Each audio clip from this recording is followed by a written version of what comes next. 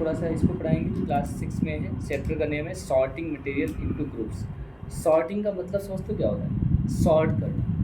अब सॉर्टिंग को अपने सबसे छोटे लेवल पे जाके देखो। सॉर्टिंग का मतलब होता है, हिंदी में अगर बोलेंगे तो छांटना या अलग अलग करना। जैसे कि आप बाज़ार से जब बाज़ार जाते हैं सब्जी लेने, तो क्या करते हैं, एक झोला ले जाते हैं। आपने 50 ग्राम मिर्ची ले ली, 250 ग्राम परवल ले ली, आलू ले लिए, टमाटर ले लिए, धनिया, ये सब कुछ उसी एक झोले में डाल लिया। घर में आकर क्या करते हैं, उसको उलट देते हैं, फिर अलग अलग करते हैं। फिर आपकी फ्रिज में या आपके सब्जी रखने के बास्केट में उसके अलग अलग सेक्शन होते हैं, उसमें भर के रख देते हैं। तो इस प्रोसेस को ही सॉर्टिंग बोलते हैं। अब प्रॉब्लम ये है कि सॉर्टिंग कहाँ कहाँ ज़रूरी है, सॉर्टिंग से क्या फ़ायदे हैं, सॉर्टिंग करना क्या ज़रूरी। आपके कमरे में देखा होगा, जब भी कपड़े रखने की जगह अलग है, फ्रिज रखने की अलग जगह है, अलमारी में दवाइयाँ रखने की अलग जगह है, एक डब्बा बना है जिसमें मम्मी अपनी ज्वेलरी रखती हैं, रखती है कि नहीं? ज्वेलरी वाला डब्बा किसी ने देखा मम्मी का? बताना नहीं, क्योंकि मतलब कहने का मतलब है कि सॉर्टिंग क्यों ज़रूरी है। आप जैसे किसी दुकान में जाते हैं, किराने की दुकान में, किराने में जाते हैं, कहते हैं कि मुझे ये वाला ऑब्जेक्ट चाहिए।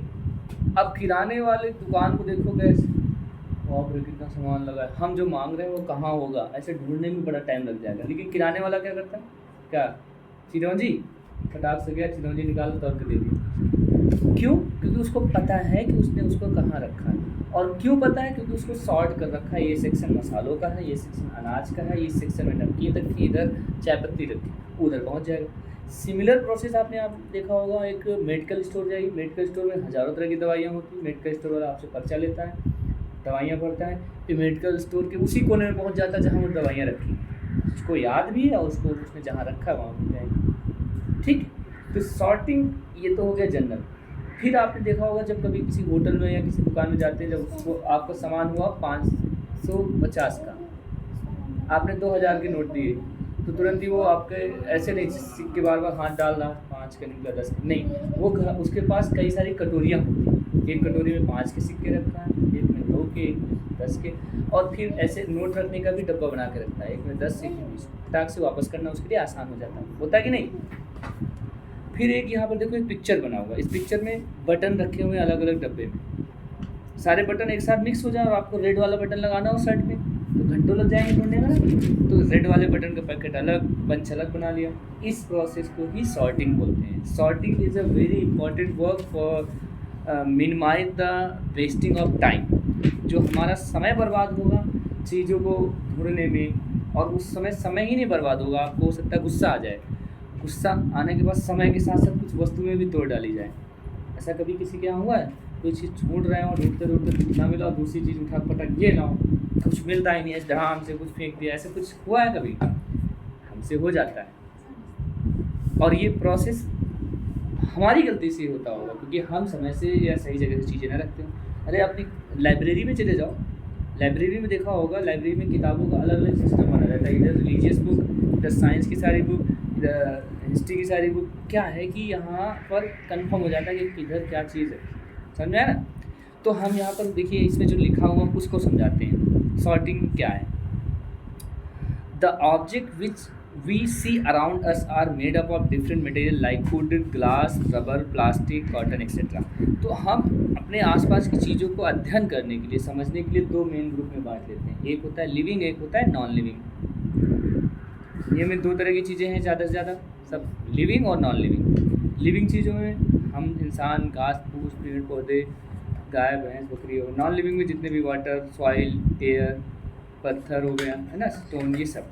ठीक, we group objects on the basis of certain similarities and differences in their properties. हम लोग चीज़ों को उनके समान गुणों के कारण एक ग्रुप में रखते हैं, या असमान गुणों के कारण एक ग्रुप में रखते हैं। जैसे कि हम जानवरों की बात कर लें तो जानवर बहुत तरह के होते हैं। सबसे पहले हम जानवरों को 3 ग्रुप में बांटे, हर्बीवोर्स, कार्निवोर्स, ओमनिवोर्स। फिर जब हमने ओमनिवोर्स देखे तो उसमें भी कई तरह के। ओमनिवोर्स में कुछ स्कैवेंजर्स हो गए, कुछ मार के खाते, कुछ मरा हुआ खाते, ऐसे मैंने बांट लिया है ना।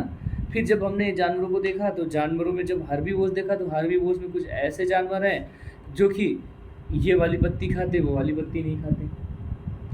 सीमित होते हैं। भाई जैसे मान लीजिए कुछ घास को भैंस खाती हो सकती है, कुछ घास को बकरियां ना खाती हो, कुछ बकरियां खाती हो भैंस ना खाती हो, ऐसा हो सकता है।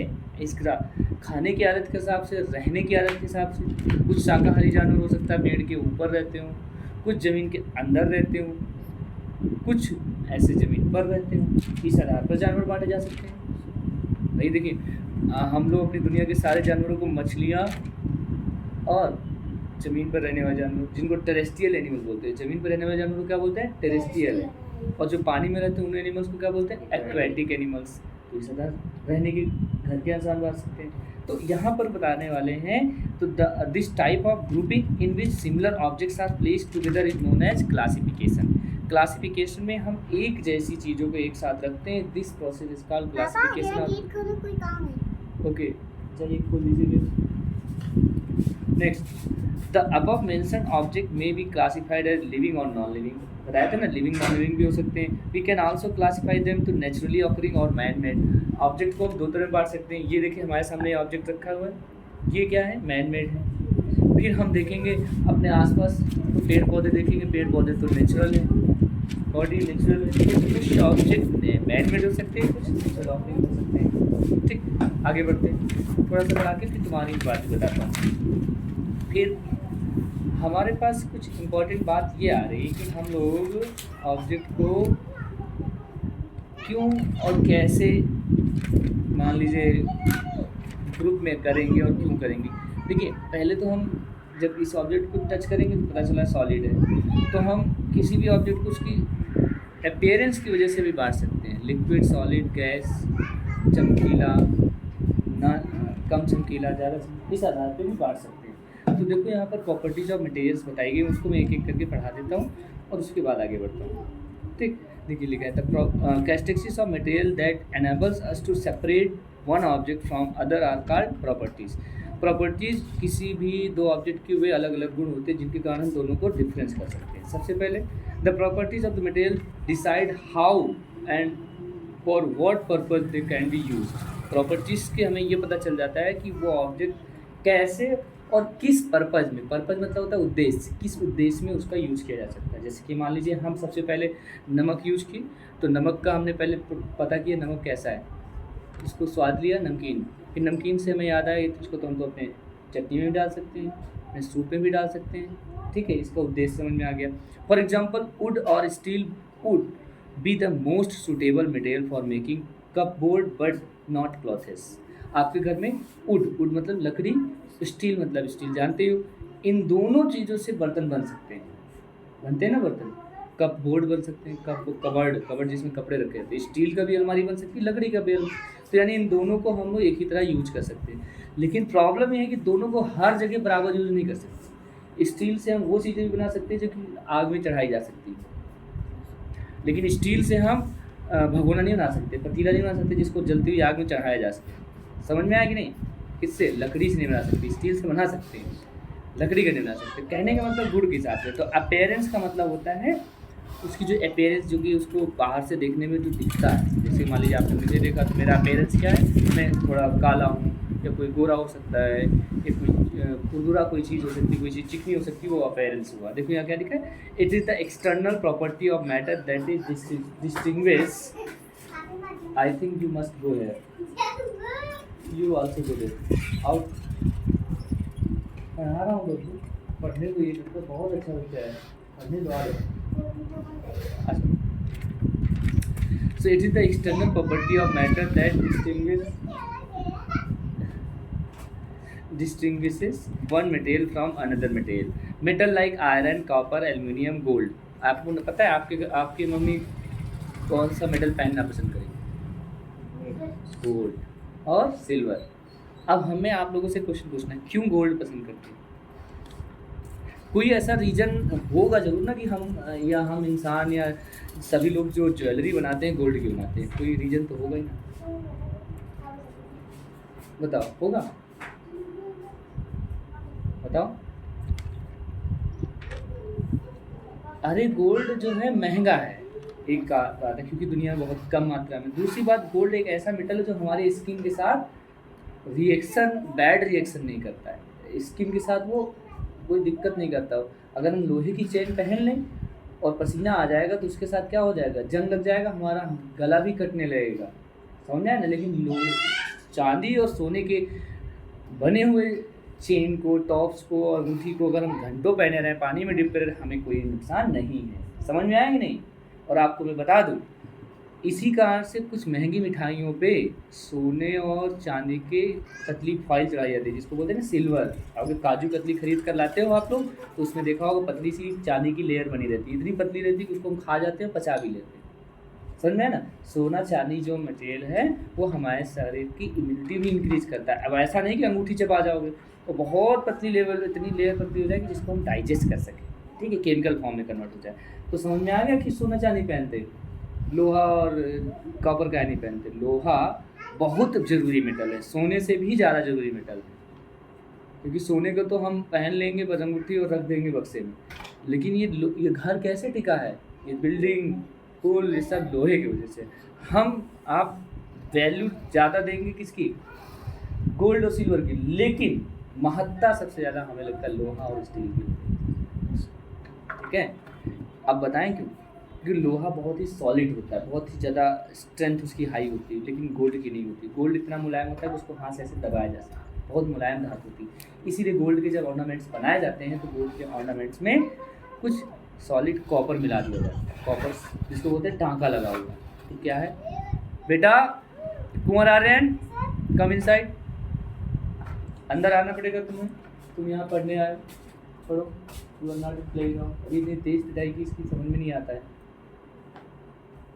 ठीक। आगे सुनो, तो जो मेटल की एक चमक होती है उसको लस्टर बोलते हैं, लस्टर मतलब चमक। फिर दूसरी प्रॉपर्टी है हार्डनेस, किसी चीज़ को हम हार्डनेस के अकॉर्डिंग में डिवाइड कर सकते हैं। जैसे हम लोग बाजार में जाते हैं, टमाटर खरीदते समय क्या देखते हैं कि ज़्यादा हार्ड टमाटर ले लिया जाए, फिर पीछे टमाटर लेंगे जल्दी ख़राब हो जाएगा, तो उसकी वजह से भी सॉर्टिंग करते हैं ना, हार्डनेस की वजह से, ठीक। देखिए लिखा ना, material are good according to their ability to be the compressed और स्क्वीज्ड। स्क्वीज मतलब निचोना, जो चीज़ स्क्वीज की जा सके। जैसे हम लोग लेने जाएंगे, क्या लेने जाएंगे, छेना खरीदने जाएंगे, तो छेना खरीदते समय हम छेने में क्या ज़्यादा देखेंगे कि वो सॉलिड हो या मुलायम हो, मुलायम। तो हम जब मान लीजिए तो एक तरह से सॉर्टिंग कर रहे हैं ना कि हाँ ये मुलायम है, हाँ ये अच्छा होगा, ये ले लेते हैं। अगर कोई कड़ा हो, दबी नहीं रहा हो, लड्डू हम ले मुँह में, दबा रहे हैं, काट रहे हैं, नहीं कट रहा है, किसको बेकार। तो हार्डनेस का मतलब हुआ ability of a substance to be squeezed और कंप्रेस्ड। स्क्वीज मीन्स होता है मतलब एक तरह का निचोड़ना, और कंप्रेस मतलब होता है दबाना, दबाया है, कितना दबाया जा सकता है, कितना नहीं। जैसे कि मान लीजिए इस बॉटल को देखो हम दबा रहे हैं, इतना ज़्यादा नहीं दब रही है, तो और एक बॉटल में स्टील ऑयल लगे बिल्कुल नहीं दबेगी। तो इससे पता चल गया एक स्टील की बॉटल, उसको दोनों को अलग अलग कर सकते हैं, है ना। आपने देखो बाज़ार में दो तरह के, एक दुकान केवल स्टील के बर्तन बेचने वाली, एक दुकान प्लास्टिक के बर्तन बेचने वाली हो सकती है। तो एक ग्रुपिंग है, आगे समझते हैं। सॉलिबिलिटी, मैं सॉलिबिलिटी भी समझा देता हूँ, उसके बाद दूसरी चीज़ बताता हूँ। सॉलिबिलिटी का मतलब होता है घुलनशीलता। आज सो रही हूँ, ये पानी पी लेता। सॉलिबिलिटी का मतलब क्या होता है, घुलनशीलता। अच्छा, हम चीज़ों को कैसे पता चलेंगे कि वो पानी में घुल जाती नहीं, तो हम उसको पानी में डाल कर चेक करेंगे। जैसे हम मोरंग लेकर आएँ, इस पानी में मोरंग को डालें और ऐसे हिला दें, फिर भी रखिए, तो हमें पता चल जाएगा कि जो मोरंग यानी कि ग्रेवल या फिर सैंड, ये पानी में ना घुलने वाला पदार्थ है ना, नॉट सॉल्युबल इन वाटर। फिर हम उसमें सॉल्ट और चीनी को भी चेक करेंगे, तो घुल जाए तो हम कह देंगे दिस इज सॉल्युबल। तो एक ग्रुप बन जाएगा soluble in water, soluble not in water. तो अलग कर देना चीज़ों को। और अब फिर कहा जाए कि पानी में घुली हुई चीज़ों को अलग करने के प्रोसेस क्या होंगे। जैसे पानी में नमक घुल जाए और हमको नमक को पानी से अलग करना है, तो क्या तरीका होगा, उसे गैस पे रखते पानी मैंने भगोने में रख करके उबालते जाओ, इवेपोरेट हो जाएगा वाटर और नमक मिल जाएगा। लेकिन हमें वाटर को भी सुरक्षित रखना है, वाटर इवेपोरेट होना है, तो हम क्या करेंगे, नहीं तो बारिश की वेट ना करो। जब पानी उबल रहा हो, जैसे कुकर की सीटी में निकलती ना भाप, तो उधर से एक पाइप लगा दो, जहाँ से भाप निकल रही, पूरे ढक्कन को बंद कर दो और ढक्कन में एक होल से पाइप लगा दो, पाइप से वाटर निकलता रहेगा। और जब वाटर निकलेगा तो एक जगह कहीं दूसरी बॉटल में उसको जोड़ दो, इकट्ठा होता रहेगा। लेकिन उस बॉटल को ठंडा रखना पड़ेगा, क्योंकि नहीं तो भाप से वो बॉटल जहाँ जाएगी तो फाड़ देगी ना उस बॉटल को। तो जहाँ उस बॉटल को रखेंगे उसको ठंडे पानी में डाल देंगे, तो जैसे भाप वहाँ पहुँचेगी ठंडी हो जाएगी भाप, फिर पानी बनती जाएगी। और आपको पता है अल्कोहल जिसको हम लोग शराब बोलते हैं, शराब बिल्कुल इसी प्रोसेस से बनती है। शराब के लिए क्या है, किसी भी जिस चीज़ से, जैसे मान लीजिए सड़े हुए अनाज से शराब बनाना है, तो उस अनाज को पहले 2-4 हफ्ते सड़ने देते हैं। जब बिल्कुल सड़ जाता है, बिल्कुल बदबू आने लगती है, तो उसको एक भगोने में डालते हैं और जो फ्लेवर मिलाना हो तो वो मिला देते हो, उसको नीचे आग जला देते हो, उबलता रहता है, उससे भाप निकलती रहती है। उस भाप को इकट्ठा कर लेते हैं किसी दूसरी बॉटल में, किसी दूसरे कंटेनर में, उस भाप को ही एज शराब यूज करते हैं। अब प्रॉब्लम ये है कि डायरेक्ट नहीं यूज करते, कुछ क्षेत्रों में जैसे जो कच्ची शराब बनती है, गांव देहात में महुए से बनाते हैं गाँव में, उसमें डायरेक्ट यूज होता है। और जो फैक्ट्रियों में बनती है, बड़े बड़े ब्रांड की होती है, उसमें फ्लेवर मिलाया जाता है, उसको और रिफाइन किया जाता है। रिफाइन का मतलब और छाना जाता है उसके, है ना, उसमें कुछ टेस्ट मिलाया जाता है, फ्लेवर मिलाया जाता है, कुछ मिनरल मिलाए जाते हैं, तब जाकर उसको बेचा जाता है। ठीक है ना, चीज़ों को पढ़ा करो, सुबह नहा करके रामचरितमानस पढ़ा करो, ना हो तो तुम भगवान की पूजा कर लिया करो, कुछ ना हो दौड़ने जाया करो, दौड़ कर इधर आ जाया करो, मुझे जगा दिया करो। तुम क्या करोगे, सब देखते 8 बजे तक सोते ही रहते हो, तुम सोते रहते हो ना 8 बजे तक। तो देखो, material of substance like sugar, salt when mixed with water disappear completely in it. We say that the sugar or salt had dissolved in water. Substance which dissolve in water are known as soluble in water. जो पानी में घुल जाते हैं उनको soluble in water बोलेंगे. And sand and chalk powder do not dissolve in water. They are said to be insoluble in substance. जो पानी में नहीं घुलेंगे उनको insoluble substance बोलेंगे, अघुलनशील बोलेंगे। और जो पानी में घुल जाएंगे यानी मिक्स हो जाएंगे उसको घुलनशील ऑब्जेक्ट बोलेंगे। तो अब यहाँ पर एक चीज़ इम्पॉर्टेंट है, तुम लोग भी सुन लो। जैसे पानी होता है, तो पानी में जब वो चीज़, यानी पानी की सभी चीज़ों को घुल लेती है, तो पानी को सॉल्वेंट बोलेंगे। Water is a solvent. और जो चीज़ इसमें डाली जाती है घुलने के लिए उसको सॉल्यूट बोलते हैं। क्या बोलते हैं? सॉल्यूट। और जब दोनों कैसे घोल देते हैं, घुलने के बाद जो मिलता है उसको सॉल्यूशन बोलते हैं। क्या बोलते हैं? सॉल्यूशन। तो ये ध्यान रखिएगा, solvent plus solute is equal to solution. तो सॉल्यूट कम होता है, सॉल्वेंट ज़्यादा होता है। सॉल्वेंट वाटर हो सकता है, सॉल्वेंट आपका तेल हो सकता है, सॉल्वेंट पेट्रोल हो सकता है, ये सब चीज़ें होती हैं। ठीक है ना। तो इतने चीज़ें मैंने आपको यहाँ तक पढ़ा दिया। इसीलिए वाटर को यूनिवर्सल सॉल्वेंट इसलिए बोला जाता है। Water is a universal solvent. Universal मतलब होता है अधिकतर चीज़ों को वाटर घोल लेता है अपने अंदर। जब हम साबुन से हाथ धुलते तो पानी से धुल जाता है ना। तेल से हाथ धुलते तो पानी थोड़ा बहुत छूट जाता है, साबुन लगा के धुलते छूट जाता है। यानी कि पानी जो अधिकतर चीज़ों को घोल लेने के गुण के काम को यूनिवर्सल सॉल्वेंट बोला जाता है। ओके।